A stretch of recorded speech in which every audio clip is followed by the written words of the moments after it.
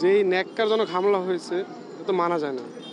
কারণ একজন শিক্ষার্থী হিসেবে আরেকজন শিক্ষার্থীর পাশে দাঁড়ানোটাই আমাদের মূল লক্ষ্য।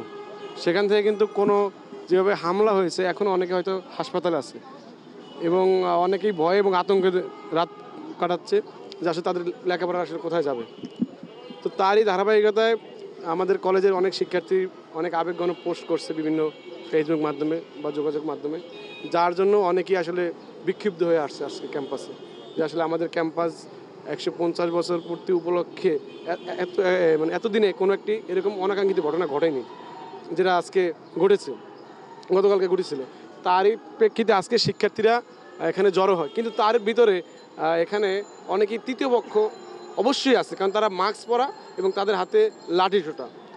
তুলনামূলকভাবে যদি আমরা দেখি যে আসলে ওদেরকে আমরা অনেক সময় ক্যাম্পাসে দেখিনি, কিংবা মহল্লার বাইরের অনেকে এর সাথে জড়িয়ে গেছে। না চেনার কারণে দেখা গেছে আমরা নিয়ন্ত্রণ নিতে পারতেছি না।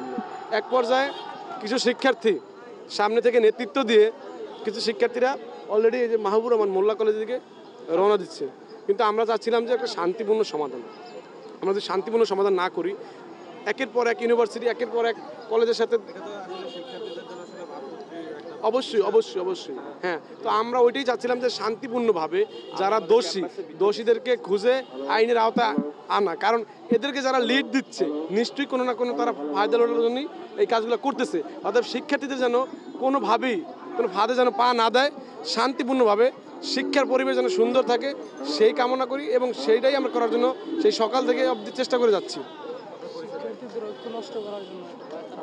এবং ইতিমধ্যে আপনারা দেখছেন যে শিক্ষার্থীরা ঢাকা যে এই যে হাসিনা ফ্যাসিস্ট স্বৈরাচার পতনে যে শিক্ষার্থীরা যেভাবে ঐক্যবদ্ধ ছিল, সেই ঐক্যবদ্ধকে ধ্বংস করার জন্য যেভাবে তারা মানে বিভিন্নভাবে ফেসবুকে বলেন, মেসেঞ্জারে বলেন, গ্রুপ খুলে বিভিন্নভাবে অপকর্ম করতেছে, আমরা এটার বিরুদ্ধে আমরা সোচ্চার আছি। এবং আমরা সাধারণ শিক্ষার্থীকে আঘাত করবো না। কোনো একটা ক্যাম্পাস বা কোনো একটা কলেজ যদি আমাদের উপরে আঘাত করলেও আমরা সরাসরি তাদের উপরে আঘাত করবো না। আমরা বুঝাতে চেষ্টা করবো না, শান্তিপূর্ণভাবে কীভাবে সমাধান করা যায়, কারা এর পিছনে ইন্ধন দিচ্ছে, কারা ডাবল মাস্ক পরছে, কারা হাতে লাঠিসোঁটা নিয়ে নেতৃত্ব দিচ্ছে, আমরা তাদেরকে ছাড় দিব না। এবং আমরা আইনশৃঙ্খলা বাহিনী বাহিনীর কাছে অবশ্যই তাদের ফুটেজ আমরা জমা দিব।